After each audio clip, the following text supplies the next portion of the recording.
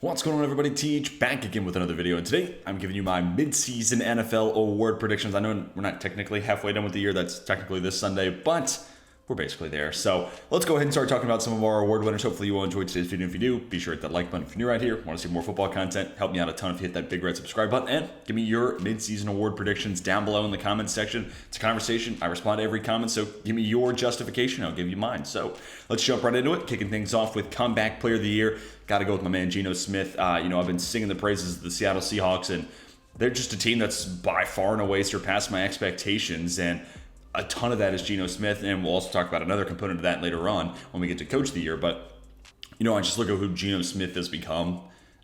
6 years of sitting on the bench, I guess it can transform a guy's career. But, he's kept this offense, honestly, surpassed the level in which the offense was playing towards the latter portion of the Russell Wilson, era. Obviously, he had the mallet finger last year, so that was pretty rough. But after week one, even leading up towards that finger injury, it wasn't really the same Seattle that we had seen 2, 3, 4 years ago. So Geno Smith, I don't think it's going to necessarily sustain what we saw weeks 1 through 4 all year long, because it's already kind of taken a step back. But that offense is rolling right now, and then you add in the addition of Kenneth Walker. I think it just kind of balances everything out. We'll talk about K-Walk here in a little bit as well. But yeah, I think Geno Smith's got to be my guy right now. And my lock of the week on the hurry up offense, go check out the new episode if you haven't.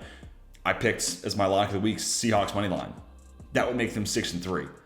I came into the year predicting the Seahawks to be a 3-14 team. So if I can come around on Geno Smith, I think we all should. I think he's got to be the comeback player of the year as of right now. Saquon Barkley in it too. Look, he's been a huge reason why the Giants are a 2-loss team right now. He's been a huge part of that offense, and we've seen him take direct snaps. We've seen him, obviously carry the big load out of the backfield. We've seen him as a pass catcher. Brian Daboll, and another name you'll hear later on, has just had to be so creative. And I think part of his creativity is just, this is simple, but how do I give the best player on this side of the ball as much as I can? And that's what he's trying to do with Saquon Barkley. He's by far and away the most talented player. That's really shined. And, outside of injuries, he's been a guy who's always looked really, really good. Sure, there's been years the offensive line's kind of held him back, but when Saquon is at 100%, it's pretty clear he's one of the best running backs in the league. So coming off an injury makes a ton of sense for him to be comeback player of the year. I think Christian McCaffrey, another one of those guys where it makes a ton of sense. And now he's in San Francisco where, first full week of action, after, full week of lead up, passing, rushing, and a receiving touchdown. So it's like, all right, well, this is just kind of the sampler. This is the appetizer for what we're going to be seeing week in and week out. Now, hopefully he stays healthy so he can continue to be under consideration. Only reason right now he's at 3 is just because I don't know how productive is San Francisco going to make him, just because, it could go real far. He could put up some gaudy numbers down the rest of the way. So this guy could easily pole vault into 1. Just right now I'm going to wait and see and kind of treading water until I know what that full CMC in San Francisco, experience is like. Let's go ahead and move on to Rookie of the Year now. Got to go with Dameon Pierce here. It's close between him and Kenneth Walker for sure. I give Pierce the edge just because he's pretty much been the starter since the beginning of the year. Yeah, sure, week 1 was a weird oddity and an outlier, but since then it's been him. Maybe I'm also biased. I'm recording this right after watching, Thursday Night Football the day prior. So, Texans didn't win that game, but they hung tough, and a huge reason why was Dameon Pierce was gashing that Eagles defense, and sure, they're probably missing Jordan Davis right about now, but nonetheless, he looked really, really good, and we've also seen him add in the pass catching ability. I think coming into Thursday, he had 3 or more catches, 3 or 4 straight weeks, including a 6-catch performance 3 weeks back, so this guy's just doing any and all things he can to try to elevate a Houston offense, so that's a tough task to do, but dude, it makes me wonder why Florida didn't use him more, because he's been awesome at the NFL level. Then we get to Kenneth Walker, and since becoming the starter, coming on for the injured Rashad Penny, he's just not only maintained that high level of play that honestly Rashad Penny was providing, but he surpassed it. And you look at how the Seattle offense operates too. I think this is part of the reason I continue to see Seattle's probably as a playoff team, considering how open the NFC is. I look at the passing game with Geno Smith and his wide receivers. They move the ball through chunk plays. It's 15, 20, 25 yards a pop. Kenneth Walker allows them to be able to pick those 5-yard pickups up, 8-yard rush. Here's 4 yards to move the chains. He kind of serves as that, stagnated, shorter gains, and then obviously you still have the chunk plays through the air, and some of it builds off of each other. Play action off of it. Seattle has been running a ton of play action, so it all kind of makes sense from that perspective. But, hey, Kenneth Walker is what we kind of thought he would be coming out of Michigan State. This nice blend of, speed and power and enough elusiveness, and not the world's greatest pass catcher, but, dude, what he does as a runner is fantastic. Then I got Chris Olave at third, and, dude, Chris Olave's been awesome this year, too. So, and he's kind of been forced to step into that number one wide receiver position. As, it was just announced Michael Thomas is out for the year. He's already missed with the last 4 weeks. So, Chris Olave, in a lot of ways, has already been New Orleans' number one wide receiver. And, he's been creating a lot of big plays. He did some early on with Jameis, but he's made a nice living with Andy Dalton, who is not this guy who is this ultimate field stretcher and really caters to Chris Olave's deep running ability. But those two have made it work. And I think Olave's also added a little bit more to his skill set. He's always been a crisp route runner, been able to win, I think, 10 plus yards beyond the field, but we're seeing that intermediate parts of his game kind of come through because, it's a lot of what Andy Dalton wants to do. But nonetheless, still not a guy who does a whole lot when it comes to after the catch, breaking tackles. But what he's done as a route runner, getting open, beyond the sticks, has been immense. And for a team that's obviously missing its number one wide receiver, its impact has been felt. Stock defensive rookie of the year now. It's got to be Sauce Gardner. Sauce Gardner, and the guy behind him, not too far off considering his interception production. But I think Sauce has been true shut down. I think there's just been a lot less when it comes to coverage production, let up, yards, catches, lower completion percentage when targeting Sauce Gardner. So that kind of gave me the edge there. And Sauce right now, still another half the season to go. So this could totally look dumb by the end of the year. But right now he's playing like a top 10 corner. You look at what Patrick Tan has done in year two, kind of emerging himself. I don't want to say Sauce is quite there because I'm thinking Patrick Tan, the way he's playing this year, is like a top 3 to top 5 guy. Sauce is easily playing his way into the conversation to be a top 10 corner after year one. So, obviously, a lot of football left to go, but he's basically taking away one half the field for that Jets defense. And that's kind of the big impact. And then you add on DJ Reed, who's been an awesome free agent signing. Robert Sala's defense is taken into another gear. And then Tariq Woolen, 4 interceptions, and this guy just ultimate ball skills, looks like a dude who used to be wide receiver, but can run in the low 4.2s to high 4.3s at 6'4". Go stride for stride down the field with Hollywood Brown. Need I say more? This guy's been awesome. And another one of those defenses where need a number one guy. Kind of like, with New Orleans, Chris Olave, Michael Thomas, injuries continue to be a problem in his career. They need a number one guy. Tariq Woolen for a Seattle secondary, that just released Sidney Jones. Tariq Woolen's the reason Sidney Jones is obsolete, right? Needed a number one guy. Tariq Woolen, still flawed, right? He's a raw prospect, but you get these early returns on your investment, and it's like, okay, this guy's already made progress from going from UTSA to the NFL level. Now, also, I think he plays in defense that's, catered to his skill set. How much more can we get out of him? So I think he's a player that's going to continue to get better and better, and with that type of athleticism, there's no telling where the ceiling really is for him. And then Aiden Hutchinson comes in at 3. We're starting to see him kind of ramp up his production. The pass rush win rate, it's always a tough one to say, has gotten better and better as the years gone on. So it's encouraging to see him making progress. And I kind of thought it would be a little bit of a transition. I thought of him as more NFL ready than Travon Walker, and that's certainly, I think, been the case. And hey, Travon Walker, if I had, maybe 5 to 8, maybe 10 names, he'd probably be on here. Defensive Rookie of the Year, I don't think he's been bad, but I still think Hutchinson at 1 probably would have been the pick. Would have been my pick at least. But nonetheless, there's still always going to be a little bit of a window where a player needs to transition to the NFL level. It doesn't always hit the ground running. So I think Hutchinson just needed about 2 to 3 weeks to kind of really hit the ground running. And that's a pass rush where, I was so excited about Aleem McNeil, and I was super excited about the Aquara brothers, and they brought back, Charles Harris. But yeah, that pass rush has been near non-existent if Aiden Hutchinson's not winning. So his impact has been largely felt for what has been, unfortunately, a pretty rough Lions defense. Still thinking about Travon Walker. Let's talk about Offensive Player of the Year. Tyreek Hill's just putting up insane numbers, man. And this award doesn't necessarily have to correlate to offensive production, but the offensive production for Tyreek Hill is just absolutely bonkers. But then on top of that, you add in the narrative, okay, this is the guy that Miami traded for, and they gave that $30 million a year extension to, and he was supposed to help Tua and that offense open up, and him and Jalen Waddle have both been insane. And now part of that is Mike McDaniel, part of it is Tua improving as a quarterback, just taking a next step forward as a young QB, and part of it is the Tyreek Hill factor, right?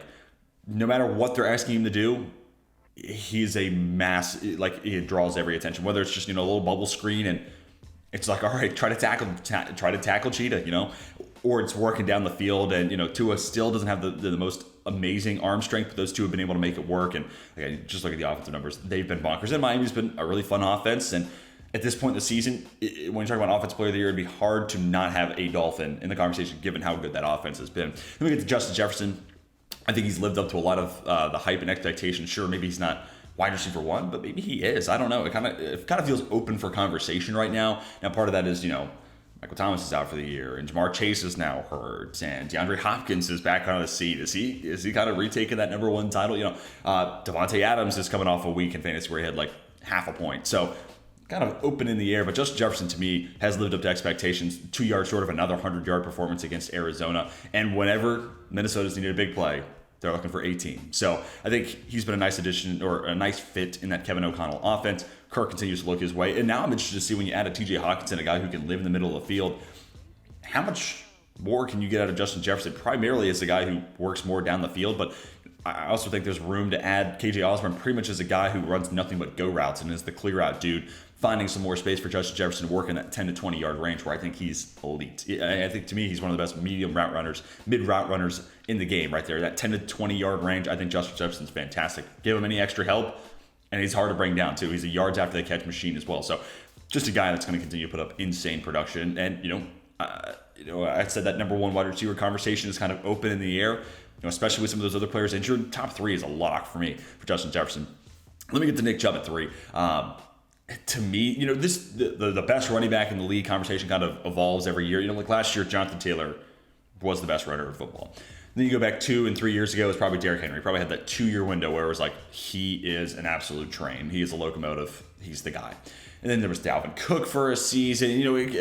Go back years before that. It's Adrian Peterson for a couple of years, but Jamal Charles too, and before that, it always kind of pinballs between different names. I think this year it's been Nick Chubb, and part of that is, the offense is running through him. He is the lifeline of the Cleveland Browns offense. So you look at that, Monday night win against Cincinnati, case in point, right? So especially while it's Jacoby Brissett, like Nick Chubb is being leaned on, and he is coming through in a big way. So you have to give a ton of credit there. And, this is a wide receiver running back award, I think, more often. At least it should be, just because MVP is kind of locked in for a quarterback. So I tend to lean offensive player of the year. Let's go wide receiver. Let's talk running back so we can get some different names on here just so you have some additional context. Let's talk defensive player of the year now.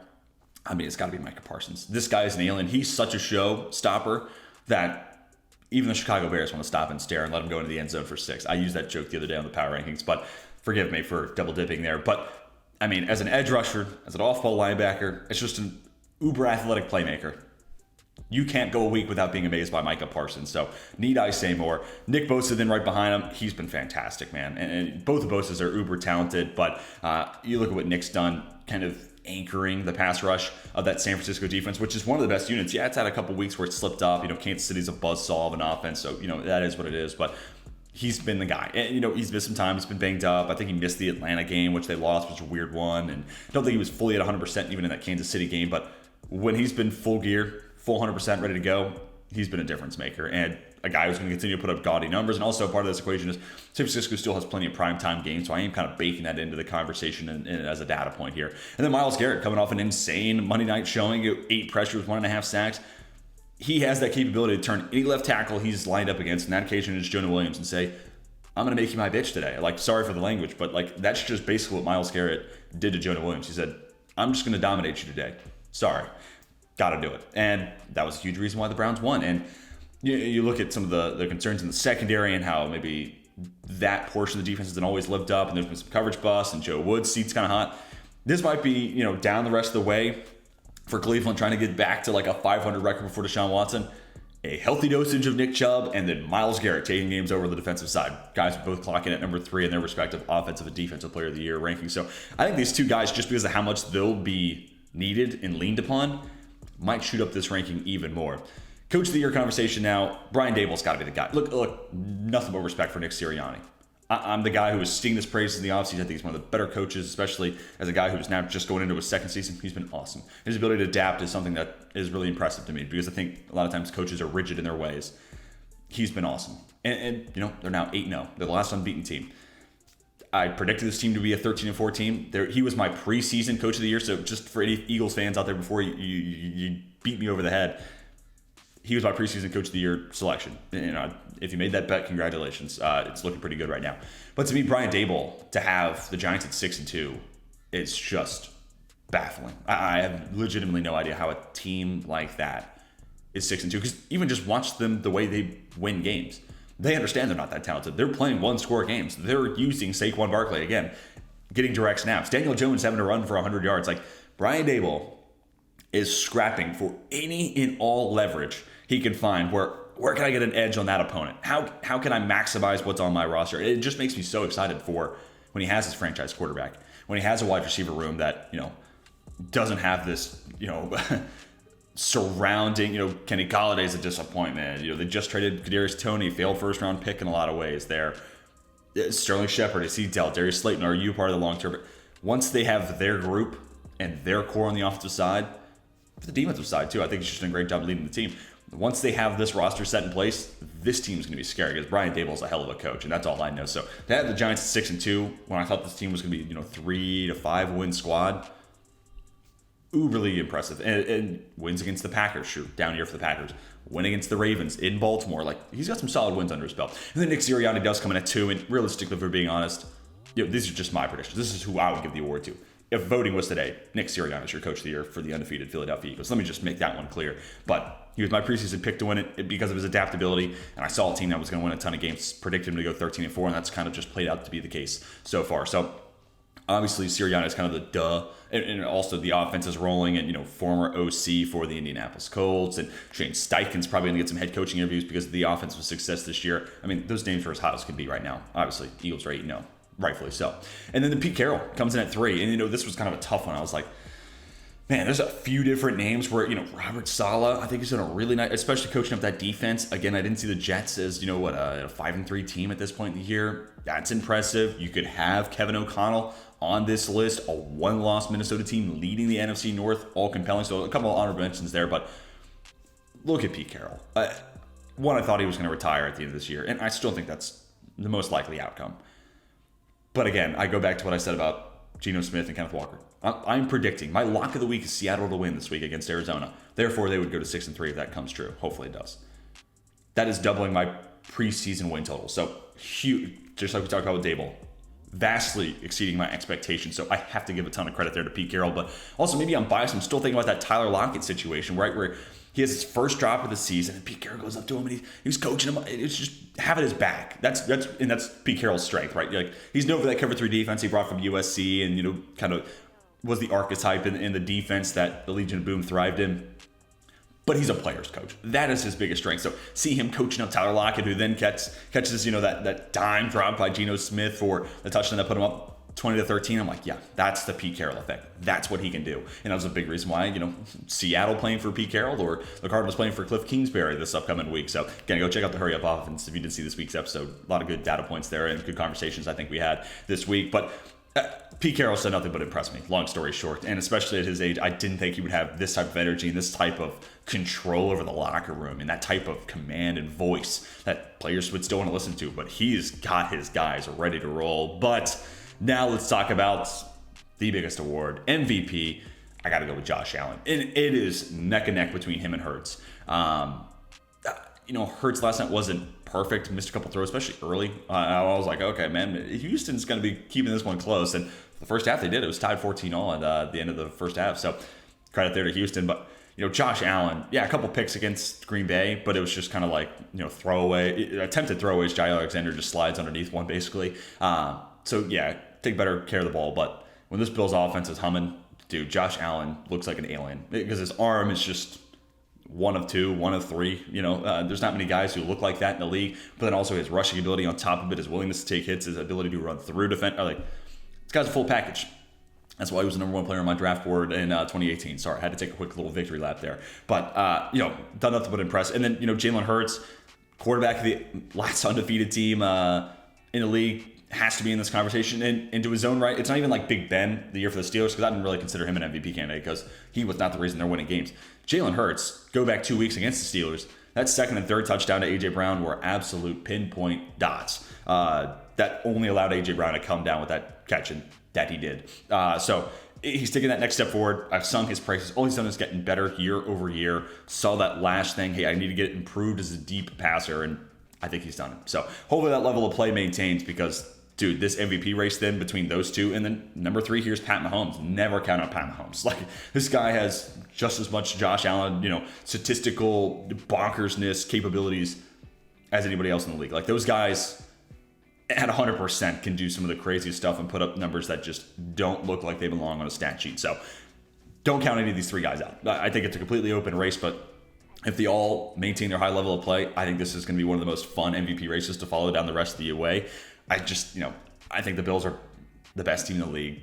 So I got to give it to Josh Allen right now. But, if the Bills drop a couple of weird games, if Allen struggles with interceptions, and then the Eagles maybe get to, 13-0 before they play the Cowboys on Christmas Eve, whatever that record would be before they play the Cowboys, I could see him nudging up. I could see the Eagles dropping a couple games, and then Allen maybe struggles with turnovers, and then Pat Mahomes lights the world on fire. I really do think it's an open race, but right now, as it lays on your screen, Allen hurts Mahomes. I think that's how I would rank it. But let me hear what you think about the MVP, Coach of the Year, Offensive, Defensive, Rookie of the Year player, all these awards we talked about. Let me hear your thoughts down below in the comment section. It's a conversation, so once you give me your points, I respond to every comment. Let's have a nice conversation and talk some football down below. Hopefully you will enjoy today's video. If you did, be sure to hit that like button. It seriously would help you out a ton. If you're new around here, want to see more football content, just hit that big red subscribe button. That's going to do it for me. Hope you all have a fantastic rest of your day. And until next time, my name is Tej. I'm signing off.